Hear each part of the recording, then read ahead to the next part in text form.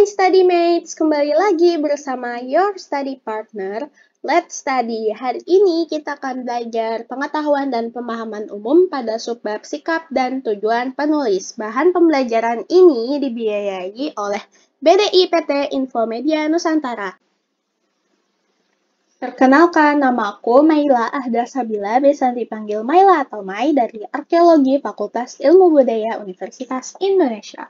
Aku angkatan 2023, jadi ini adalah beberapa pencapaian aku dalam beberapa tahun terakhir. Yang pertama, skor rata-rata aku saat tembus arkeologi FIB UI itu 626. Kebetulan karena aku ketolak SNBP, aku langsung gas untuk belajar SNBT. Lalu kemudian yang kedua adalah skor PPU. Skor PPU aku adalah 865,43. Menurut statistika Kemendikbud, yaitu data maksimum skor PPU adalah 870-an. Jadi aku beda tipis sama skor maksimum PPU yang dicatat oleh Kemendikbud. Lalu yang ketiga, aku merupakan finalis lomba esai via UI tahun 2022. Yang keempat, aku merupakan penulis naskah teater Artium Cultura 2023. Jadi, aku menulis naskah teater yang berkaitan dengan program studi aku. Seperti itu. Oke, jadi teman-teman sebelum masuk ke pemerinciannya, di sini aku sudah membuat bagan, yaitu sikap penulis. Jadi, karena tadi judulnya ada dua, sikap penulis dan tujuan penulis, maka aku akan membedahnya satu persatu. Di sini ada sikap penulis, terbagi menjadi 3, teman-teman. Di sini ada yang pertama positif, kedua netral, dan yang ketiga negatif. Oke, selanjutnya di sini aku mau ngasih tahu bagan tujuan penulis. Nah, di sini aku mau ngasih catatan ke teman-teman bahwasannya tujuan penulis ini berdasarkan paragraf ya, teman-teman.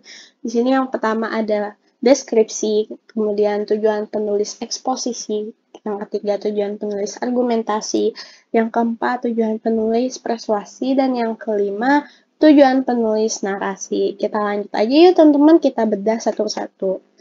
Oke, sikap penulis. Jadi maksudnya sikap penulis ini, aku bisa kasih tahu adalah bagaimana dia menulis itu dengan ciri khasnya dia. Jadi misalkan dalam paragraf suatu wacana itu, dia tuh bisa positif, netral, atau negatif, tergantung perasaan penulisnya tersebut gitu. Nah, gimana sih kita tahu gitu penulis itu punya sikap tertentu? Di sini aku kasih tahu ciri-cirinya. Jadi yang pertama ada positif. Nah, ciri-cirinya adalah ada keberpihakan, memotivasi, mendorong, dan juga mengajak. Di sini yang kedua ada netral. Nah, ciri-cirinya adalah realistis, tidak memihak, tidak condong kepada suatu sifat, dan moderat. Nah, yang ketiga ini negatif. Ciri-cirinya marah, kesal, mengkritik, dan ada kekhawatiran. Biasanya penulis ini dalam menuliskan ide pokoknya, dia mungkin ada suatu kritik yang dilandaskan dengan fakta gitu. Makanya ada beberapa kayak ada beberapa paragraf yang itu mencerminkan dari sikap penulisnya tersebut. Tapi ini aku mau ngasih catatan, sikap penulis itu tidak sama dengan karakter penulis yang ada di dunia nyata. Sikap penulis ini dituangkan ketika penulis sedang membuat karyanya, teman-teman. Jadi, misalkan ada buku atau ada tulisan, ada paragraf gitu. Nah, di sini ada 2 paragraf misalkan. Nah, jadi paragraf pertama, paragraf kedua, itu sikapnya berbeda. Misalkan sikap penulis yang pertama nih, netral dulu. Lalu paragraf kedua itu positif. Nah, itu bisa banget teman-teman. Karena ya balik lagi, mungkin yang pertama ini lagi menjelaskan definisi dulu, baru yang kedua ini ada kecenderungan untuk memotivasi gitu. Nah, aku mau ngasih ini ya teman-teman, aku mau ngasih sedikit cara atau sedikit trik. Jadi kalau misalkan sikap penulis positif ini biasanya dia ada di paragraf argumentasi biasanya, karena di paragraf argumentasi bersifat mengajak dan mengajak membaca gitu. Oke, netral. Netral ini biasanya ada di teks eksposisi, tapi tidak memungkinkan ada di teks lain juga gitu, teman-teman. Jadi gini ya, kalau teman-teman diibaratkan garis nih, teman-teman. Yang tengah ini 0 gitu ya. Yang tengah ini 0. Terus makin ke sana positif, makin ke kanan positif, makin ke kiri negatif gitu. Nah, sikap penulis ini bisa diibaratkan seperti ini, teman-teman. Gitu, biar teman-teman mudah ya pakai garis gitu. Lalu kita masuk ke tujuan penulis berdasarkan paragraf. Di sini ada yang pertama paragraf deskripsi. Paragraf deskripsi merupakan paragraf yang menggambarkan suatu objek dengan sangat rinci. Biasanya penulis banyak menggunakan kata sifat. Nih misalkan ya, ada paragraf deskripsi tentang rumah. Jadi nih aku kasih gambar. Nah, rumahku sangat rindang karena rumahku berhawa sejuk. Rumahku terletak di antara dua pepohonan besar. Rumahku terletak di daerah Bandung, bla bla bla bla.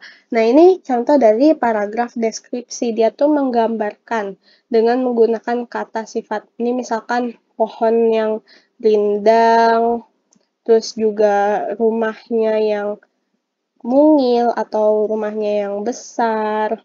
Rumahnya ini gimana sih? Rumahnya besar atau kecil? Itu juga dijelasin di dalam paragraf deskripsi. Oke, teman-teman, kita lanjut ke yang kedua, yaitu paragraf eksposisi. Tujuan penulis berdasarkan paragraf eksposisi.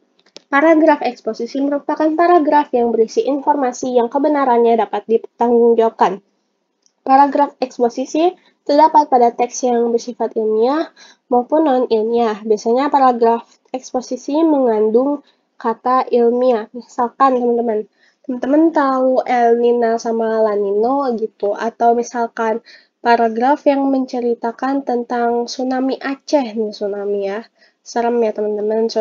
Nah, di sini dijelaskan kenapa tsunami itu bisa terjadi seperti itu. Nah, kapan terjadinya, terus mengapa bisa terjadi, dan lain sebagainya. Oke, yang ketiga ada paragraf argumentasi. Tujuan penulis berdasarkan paragraf argumentasi. Paragraf argumentasi merupakan paragraf yang berisi suatu tanggapan dan argumen seorang penulis dalam suatu topik tertentu. Biasanya dalam berargumen, penulis menyertakan fakta dan alasan yang logis sebelum penulis memberikan tanggapan. Jadi gini ya alurnya teman-teman, tanggapan, tapi sebelum tanggapan itu ada fakta dan alasan. Baru dia bisa ngasih atau memberikan tanggapannya gitu. Ini adalah paragraf argumentasi. Yang keempat adalah persuasi. Nah, paragraf persuasi merupakan paragraf yang bersifat mengajak, membujuk, dan dengan masuk tujuan tertentu. Di sini aku kasih contoh, misalkan, ayo buang sampah pada tempatnya gitu. Tapi penulis menuliskannya itu dengan cara tersirat ya teman-teman. Jadi kayak penulis ngasih tahu dulu nih dampak dari membuang sampah sembarangan tuh apa gitu, banjir, terus misalkan lingkungan tidak asri, lalu biasanya di terakhir penulis ada mengasih dorongan dan memotivasi agar kita itu membuang sampah pada tempatnya gitu. Ini sebagai contoh aja, kita lanjut ke yang kelima, narasi. Paragraf narasi merupakan paragraf yang mengisahkan rangkaian peristiwa atau kejadian. Biasanya paragraf narasi memiliki latar waktu dan latar tempat.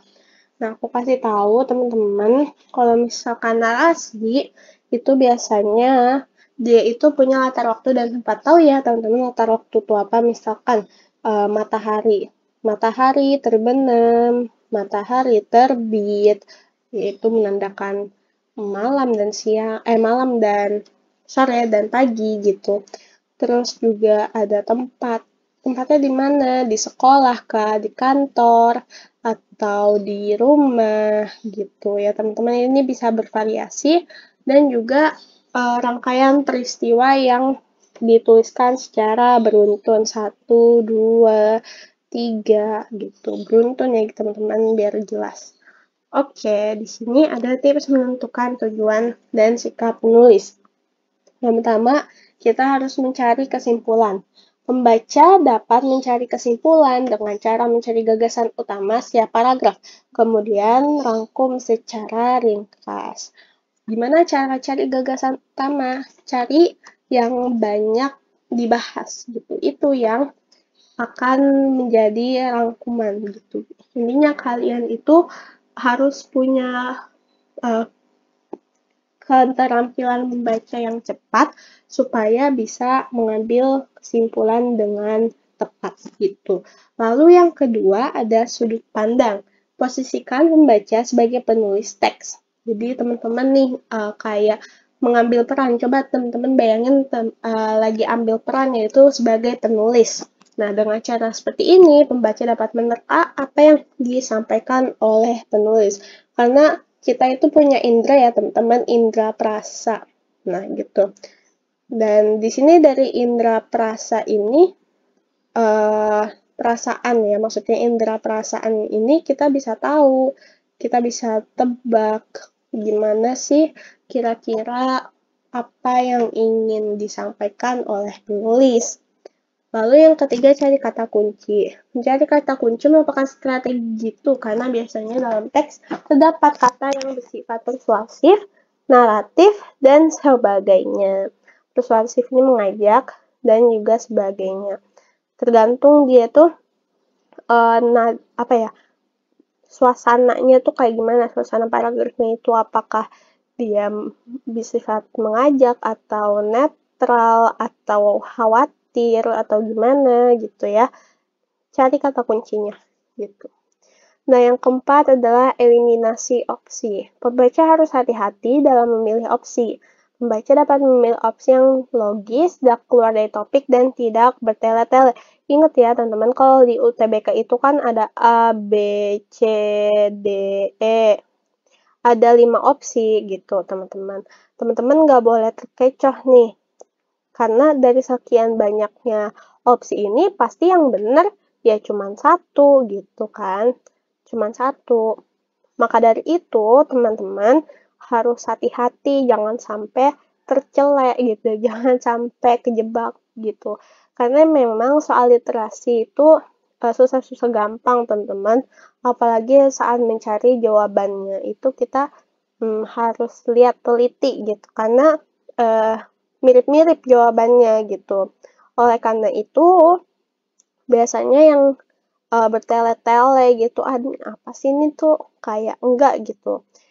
Tips dari aku, ya kalian lihat opsi yang sesuai sama paragrafnya atau eliminasi satu-satu nih kayak yang A tentang ini ada nggak di bacaan, yang B tentang ini ada nggak di teks gitu.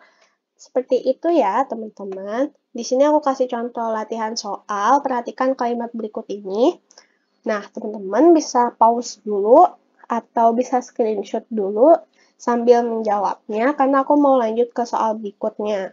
Di sini ada yang kedua. Nah, di sini aku kasih waktu juga untuk teman-teman pause atau teman-teman screenshot. Nah, di sini ada perhatikan kalimat berikut ini. Di sini ada bacaan, ada 5 opsi jawaban sama yang kayak tadi. Aku lanjut ke pembahasan dan jawaban. Oke, pembahasan dan jawaban contoh latihan soal dari nomor 1. Nah, perhatikan kalimat berikut ini. Kami khawatir lingkungan sekolah malah menjadi kumuh hanya karena siswa yang tidak peduli dengan sampahnya sendiri. Bagaimana sikap penulis terhadap bacaan di atas? Adalah B. Ya teman-teman, mungkin teman-teman ada yang jawab B, itu selamat teman-teman berarti sudah mengerti kenapa sih negatif gitu. Seperti yang aku bilang, sikap penulis negatif karena penulis ini ada rasa kekhawatiran. Di sini ya teman-teman, aku kasih kekhawatiran atas sesuatu yang telah terjadi gitu. Yang telah terjadi apa gitu? Ya ini khawatir karena takutnya lingkungan sekolah tuh jadi kumuh karena siswa tidak peduli dengan sampahnya sendiri, buang sampah sembarangan gitu. Teman-teman, lanjut kita ke nomor 2. Nah, perhatikan kalimat berikut ini. Saat mengunjungi Museum Nasional, saya merasa takjub dengan koleksi museumnya. Fasilitas dapat di sana sudah memadai dan memudahkan pengunjung museum. Sangat cocok bagi seluruh kalangan untuk berkunjung ke Museum Nasional. Oke, jawabannya adalah A. Selamat teman-teman yang sudah betul. Kenapa positif? Karena di sini aku mau kasih highlight sangat cocok. Sangat cocok berarti penulis merekomendasikan kepada pembaca untuk mengunjungi Museum Nasional. Di sini penulis juga sudah memberikan informasi tentang Museum Nasional bahwasannya fasilitas yang terdapat di sana sudah memadai dan sudah memudahkan pengunjung museum gitu teman. Jadi ini positif ya teman-teman. Ini sangat cocok nih positif. Berarti dia merekomendasikan atau sama dengan mengajak gitu. Nah, takjub ini juga salah satu contohnya dari penulis merasakan merasa takjub gitu, merasa positif gitu. Oke, teman-teman. Terima kasih kepada BDI PT Infomedia Nusantara yang sudah membiayai dalam produksi materi ini. StudyMates bisa mempelajari kembali materi e-book, PPT, dan latihan soal yang dapat diakses pada tautan di description box. Video bahan pembelajaran ini juga terdapat di playlist YouTube Let's Study. Teman-teman juga bisa mendukung Let's Study dengan cara berdonasi apapun nominalnya seikhlasnya teman-teman untuk mengembangkan platform Let's Study. Selain dengan donasi berbentuk uang, teman-teman juga bisa membantu kami untuk membagikan platform Let's Study kepada teman ataupun masyarakat di sekitar teman-teman. Jangan lupa untuk follow akun sosial media Let's Study. Dari aku, selaku tutor, terima kasih banyak karena teman-teman StudyMates sudah menyimak dari awal sampai akhir. Aku ucapkan terima kasih dan apresiasi setinggi-tingginya. Semoga ini bermanfaat untuk StudyMates. Dan sampai berjumpa lagi. Dadah!